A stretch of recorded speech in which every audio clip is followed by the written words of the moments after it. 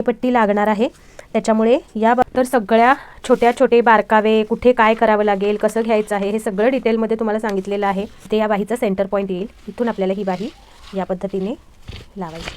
बघा एक्झॅक्टली आपली बाही ते जुळलेली आहे.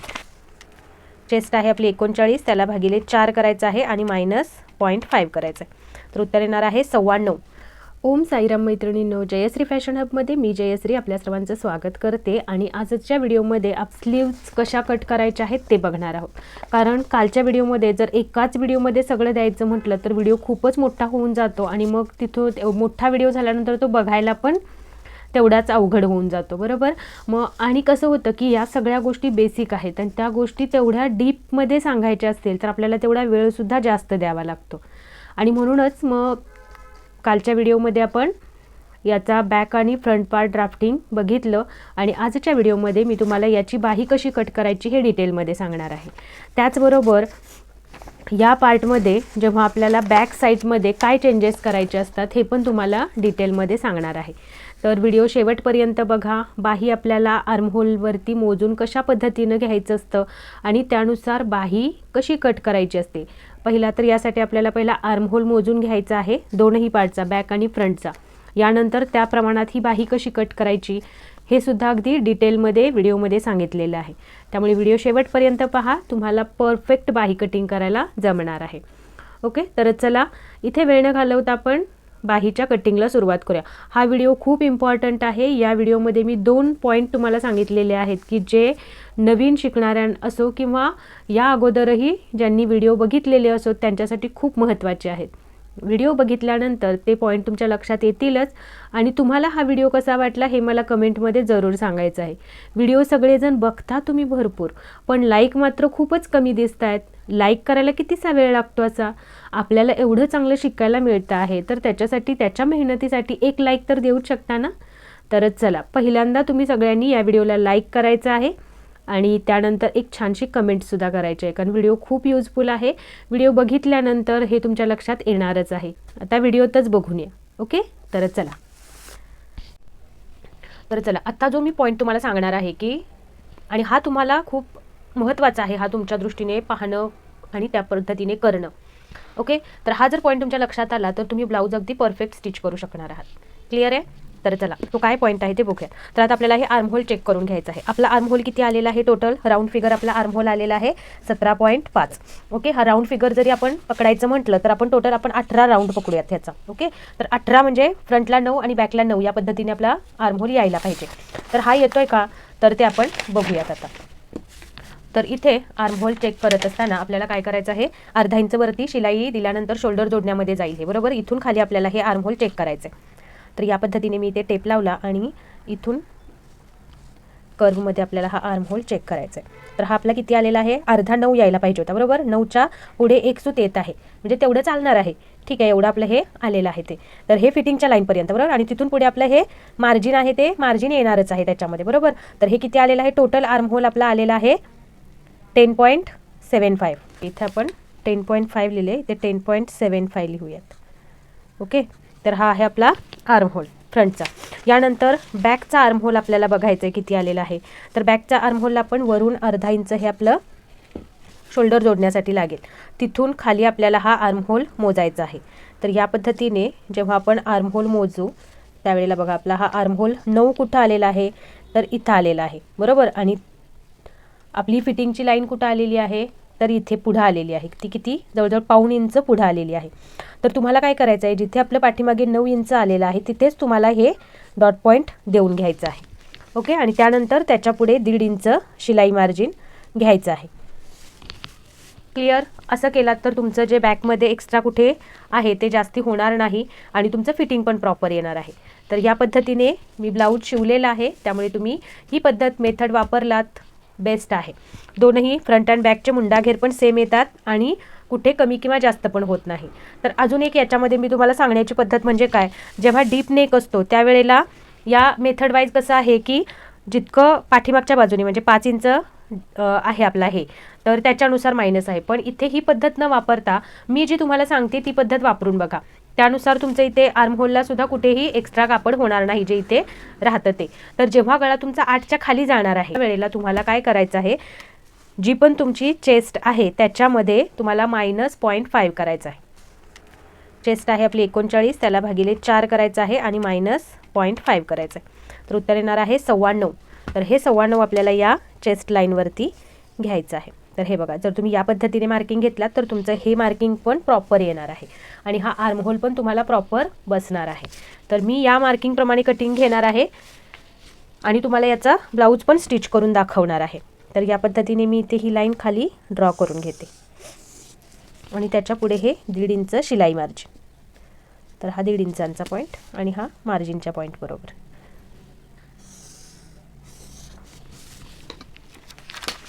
तर हे साईडचं आहे ते आपण कट करून घेऊयात. ओके, यानंतर हा आर्म होल आहे तो आपण थोडासा या पद्धतीने करून घेऊयात व्यवस्थित. तर हा आपला बॅकचा पार्ट रेडी झालेला आहे. आता यानुसार मी तुम्हाला बाही कशी कट करायची ते पण आपण बॅक पार्टमध्ये हा चेंजेस करणं गरजेचं आहे, नाहीतर मग इथे खूपच कापड राहतं. ओके, तर यानंतर आता हा आपला बॅकचा आर्म होल आणि फ्रंटचा आर्म होल मी तुम्हाला परत एकदा मोजून दाखवते. तर आता इथूनच बघा, हा बॅकचा आर्म होल आहे. तर हा बॅकचा आर्म होल आलेला आहे 10.5, 10.5 आणि हा फ्रंटचा आर्म होल आहे जो आपण मगाशीच मोजलेला आहे 10.5 आणि एक लाईन समथिंग आलेलं आपलं, आपण ते 7. तर हे का, हे 10.75 आलेलं आहे. ओके, तर या पद्धतीने आपण याची बाही कटिंग करणार आहोत फ्रंट आर्म होल आणि बॅक आर्म होलनुसार. तर बाहीसाठी आपल्याला टोटल उंची 11 इंच हवी आहे. 11 इंचमध्ये 1 इंच प्लस करून 12 इंच आपल्याला बाहीची उंची घ्यायची आहे. पण इथे आपल्याला 12 इंच वरती गेली तर इथे आपल्याला प्रॉपर शेप देता येणार नाही, त्याच्यामुळे मी इथे 11 इंचच घेत आहे.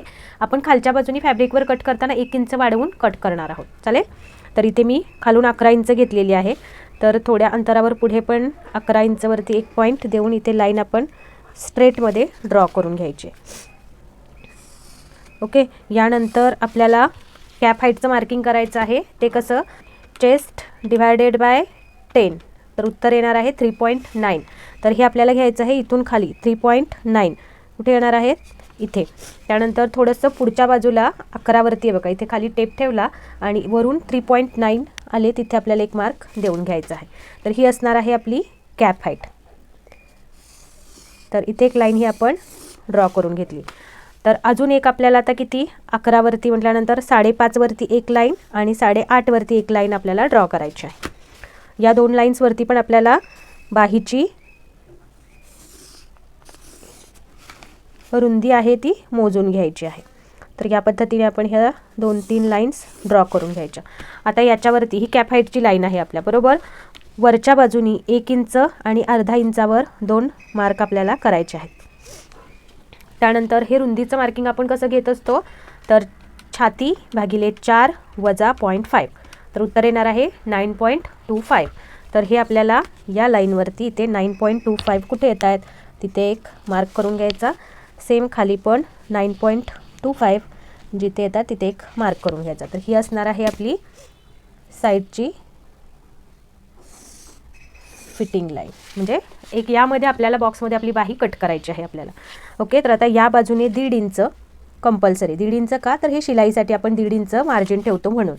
तर या लाईनचा आपल्याला इथे आता तिरकी लाईन देऊन घ्यायची आहे इथेपर्यंत. बाहीचा प्रॉपर शेप कसा द्यायचा असतो याच्यासाठीची ही मेथड आहे.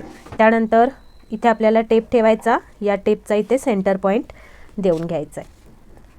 ओके, त्यानंतर या सेंटर पॉईंटपासून बघा इथे सेंटर पॉईंट काढला, त्यानंतर इथून जो या वरचा आहे त्याचाही सेंटर पॉईंट काढून घ्यायचा.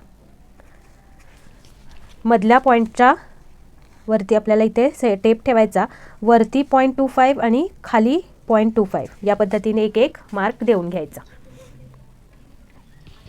त्यानंतर हे जे मार्किंग आहे याच्या वरती आपल्याला अर्धा इंच या पद्धतीने मार्क करायचं आणि हा फिटिंगचा पॉईंट आहे. इथून 2 इंच कंपल्सरी, साईज कोणतीही असो 2 इंच यायचं आहे.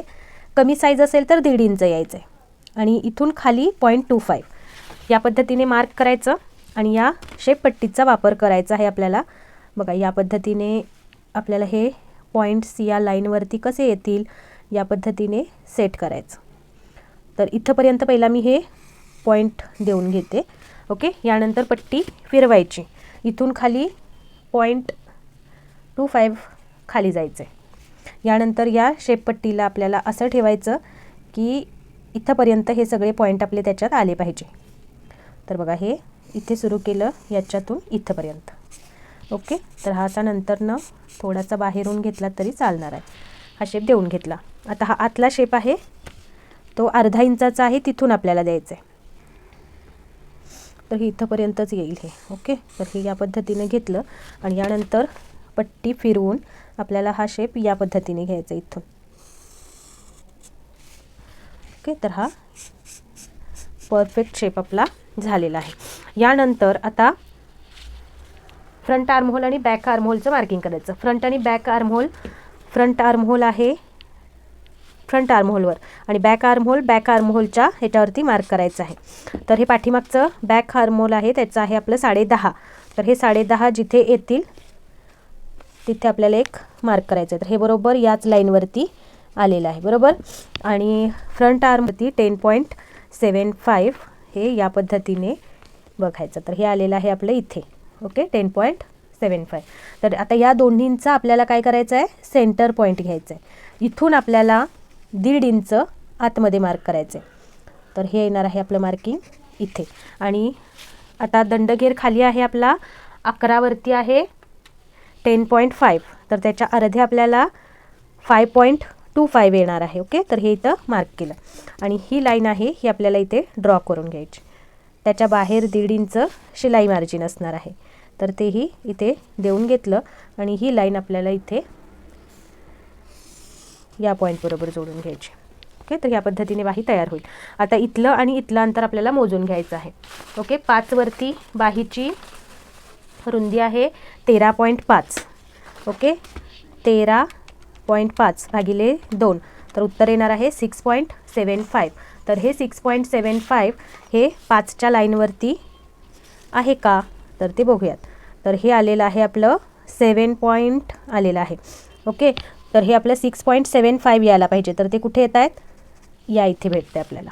ओके, त्यानंतर 8 वरती आपलं अंतर आलेलं आहे 11.5. तर 11.5 भागिले 2, तर उत्तर येणार आहे 5.75. तर ते 5.75 कुठे येत आहेत, या इथे. तर ही लाईन आहे ही या लाईनमधून जाईल या पद्धतीने आपल्याला देऊन घ्यायची आहे.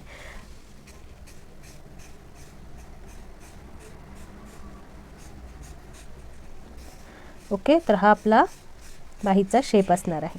तर सेम या पद्धतीने या आपण आतल्या बाहीला ड्रॉ करून घ्यायचं आणि हा आपला शेप असणार प्रॉपर बाहीचा.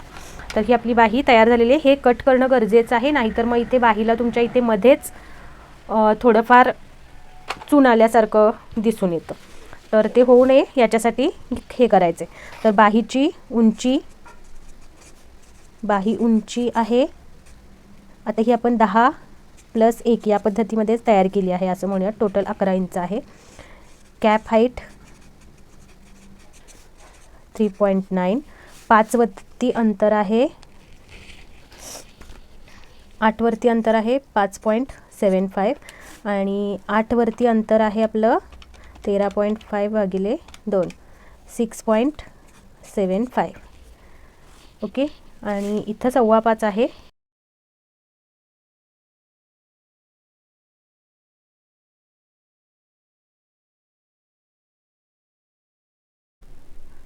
बाही तर हिचा सेंटर नॉच देऊन घेतला.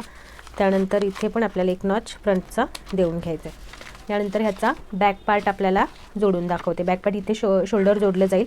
इथे या बाहीचा सेंटर पॉईंट येईल. इथून आपल्याला ही बाही या पद्धतीने लावायची. बघा, एक्झॅक्टली आपली बाही इथे जोडलेली आहे. आता हा पार्ट पुढे ठेवूया आणि हाचा फ्रंटचा पार्ट आहे. तर फ्रंटची बाही आपल्याला फ्रंटच्या बाजूला हे शोल्डर जोडलेला आहे. हा नॉच सेंटरला इथे आपण जुळवला आणि इथून आपल्याला ही बाही या पद्धतीने लावून घ्यायची. तर बघा, हे व्यवस्थित आपलं इथे सुद्धा जुळलेलं आहे. तर या पद्धतीने आपली ही फ्रंट अँड बॅक साईड तयार झालेली आहे. शोल्डर बाही जोडून झालेली आहे, तयार करून झालेले आहेत. आपले हे सगळे पार्ट रेडी झालेले आहेत. इथे आपल्याला फक्त अंतर ॲड करायचं आहे, बाकी कुठेही अंतर ॲड करायचं नाही. या पुढचा व्हिडिओ याच्या स्टिचिंगचा असणार आहे. आणि अजून एक म्हणजे इथे आपल्याला सेंटरला टक्स द्यायचा आहे एक छोटासा, आणि याच्यामध्ये मार्जिन वाढवायचं आहे ते फक्त या बाजूला. इथे हुक आणि आईपट्टी लागणार आहे, त्याच्यामुळे या बाजूला आपल्याला 0.25 इतकं मार्जिन ॲड करावं लागणार आहे. इथे प्लस दिलेलं आहे, फक्त याच भागामध्ये मार्जिन वाढवायचं आहे. आणि इथे जर तुम्ही कट टू कट केला असाल तर तुम्हाला इथे पण 0.5 मार्जिन ॲड करायचं आहे. आणि जे या पद्धतीने केलं असेल तर मग यामध्येच तुमचं मार्जिन ॲड आहे. इथे टक्स घ्यायचा आहे 0.25 एवढा, आणि इथे जोडून घ्यायचा. तर इथून साधारण 1.5 इंचपर्यंत असलं पाहिजे अंतर, आणि त्यानंतर हे या पद्धतीने पुढे जोडायचं. तर सगळ्या छोटे बारकावे, कुठे काय करावं लागेल, कसं घ्यायचं आहे, हे सगळं डिटेलमध्ये तुम्हाला सांगितलेलं आहे. त्यामुळे व्हिडिओ व्यवस्थित बघा, त्याप्रमाणे करा. आणि ब्लाऊज आपण याचं स्टिचिंग आहे ते नेक्स्ट व्हिडिओमध्ये बघूयात. या व्हिडिओमध्ये जर तुम्हाला काही शंका वगैरे असतील किंवा काही समजलं नाही असं असेल तर कमेंटमध्ये जरूर सांगा. तर बघा, हे या पद्धतीने आपण बाही पॅटर्न बघितला.